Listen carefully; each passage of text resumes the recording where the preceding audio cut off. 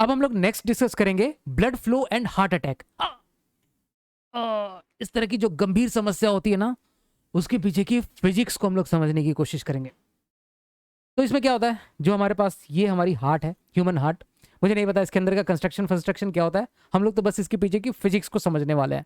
बस इतना पता है कि ये जो हार्ट होता है उसका फंक्शन होता है ब्लड को पंप करना, है ना, और जिस जिस ऑर्गन को ब्लड चाहिए उस ऑर्गन को ब्लड पहुंचाना। इतना काम है, छोटा सा काम है ब्लड का, ये हार्ट का।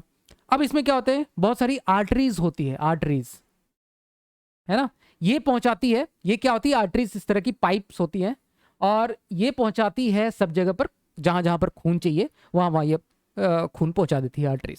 सिंपल सा।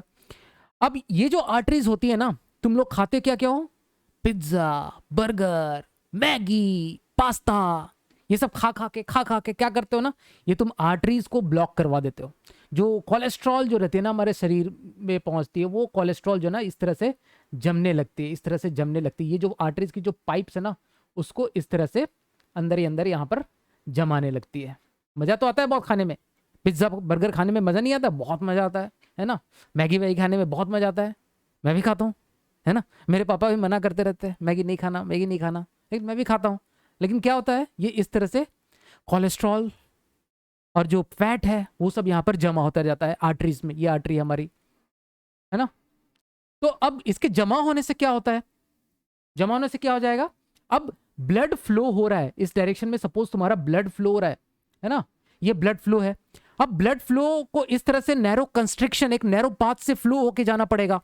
अब ये नैरो पाथ से होके जाने में ब्लड को क्या प्रॉब्लम है, कोई प्रॉब्लम नहीं है। यहां से जब नैरो पाथ से ये ब्लड इस तरह से गुजरेगी तो हमें कंटिन्यूटी इक्वेशन याद आएगी। कंटिन्यूटी इक्वेशन में क्या होता है, कंटिन्यूटी इक्वेशन में क्या होता है, यहाँ की जो क्रॉस, यहाँ पर इस जगह पर हम लोग 1 नंबर पे और जो 2 नंबर पे, दो जगह पे अगर हम लोग कंटिन्यूटी इक्वेशन लगाए तो क्या होगा, यहाँ का, इसको हटा देता हूं मैं, यहाँ का एरिया A1 और यहाँ पे ब्लड की वेलोसिटी V1 और यहाँ पे एरिया A2, ब्लड की वेलोसिटी V2। अब अगर ये इस तरह का ये इस तरह का जमाड़ा नहीं होता, है ना, कोलेस्ट्रॉल जमा नहीं होता, इसको हम लोग प्लेक बोलते हैं, प्लक बोलते हैं इसको, PLAQUE, है ना। इसको हम लोग प्लाक बोलते हैं, प्लाक, एक्चुअल प्रोनाउंसिएशन है प्लाक, है ना। तो इस तरह का प्लाक जमा होता है यहाँ पर। तो ये जमावड़ा नहीं होता तो V1 बराबर V2 होता, ब्लड हार्ट को कोई प्रॉब्लम नहीं होता, है ना। ये जमावड़ा अगर नहीं होता तो V1 बराबर V2 होता, हार्ट को कोई भी दिक्कत नहीं होती, है ना, वो मजे से ब्लड फ्लो कराता।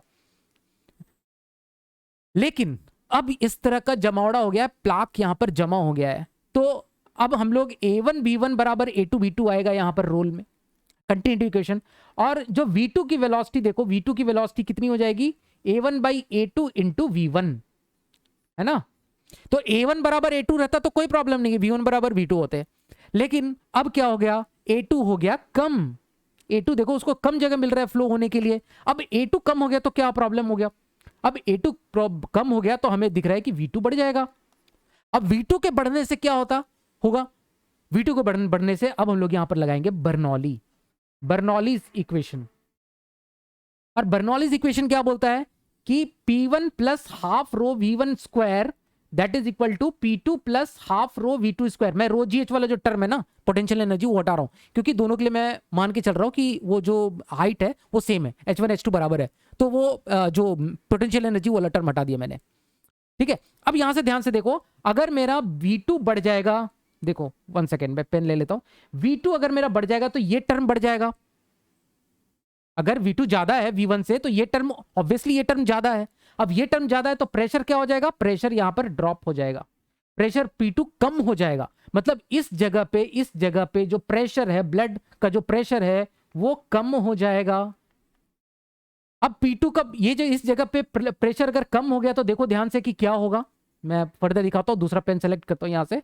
अगर ये प्रेशर कम हो गया, ये पेन चलेगा ना, हाँ चलेगा, ये प्रेशर कम हो गया बाहर, इस ये जो आर्टरीज थी इसके बाहर का जो प्रेशर को अगर हम लोग P बोल दें, बाहर का प्रेशर P है, ठीक है। अब अंदर का प्रेशर अगर P2 हो गया है कम, तो बाहर का प्रेशर जो भी था, अंदर का प्रेशर कम हो गया, तो ये क्या चाहेगा, ये इधर से इसको वापस से दबाएगा। ये जो पाइप है ना, ये जो पाइप है या फिर ये जो तुम्हारी आर्टरीज है, इसको ये दबाने की कोशिश करेगा।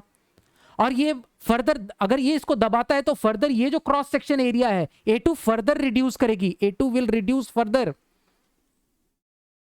A2 will reduce further, A2 और कम होगी, पहले जितनी थी उससे और कम हो गई, अब A2 और कम हो गई, मतलब वेलोसिटी और ज्यादा बढ़ जाएगी, वेलोसिटी और ज्यादा बढ़ गई, तो जो प्रेशर P2 था वो फर्दर और डिक्रीज होगा, फर्दर और डिक्रीज होगा तो क्या होगा, यहां से और भी ज्यादा अंदर की तरफ फोर्स लगेगा, ये इसको और छोटा और छोटा कर देगा, एरिया को और कम कर देगा, एरिया को ऐसा कम होता होता होता होता ये क्या हो जाएगा ना, ये वाला जो है ना, ये पूरी पूरी तरह से ये एरिया कोलैप्स कर जाएगा, और पूरी तरह से ये एरिया जो है वो कोलैप्स कर गया, तो अब ब्लड पूरी अपनी जान लगा देगा ब्लड फ्लो कराने के लिए, लेकिन वो तुमने वो पूरा का पूरा यहां से इस तरह से कोलैप्स हो चुका है, तो ब्लड अपनी हार्ट जो है वो पूरी जान लगा देगा उस जगह से ब्लड को फ्लो कराने के लिए, और वो रिजल्ट कर जाएगा तुम्हारे हार्ट अटैक में।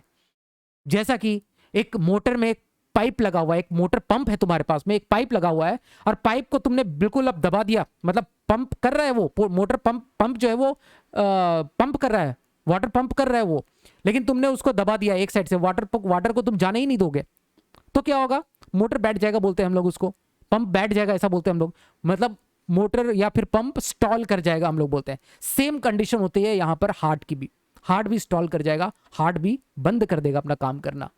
तो बच्चों इससे क्या सीख मिलती है, मैगी, पिज्जा, बर्गर और ये सब चीज जो खाना है ये सब छोड़ना पड़ेगा, ठीक है, डीप फ्राइड फूड्स को अवॉइड करना है, खाओ बट थोड़ा बहुत खाओ, ठीक है।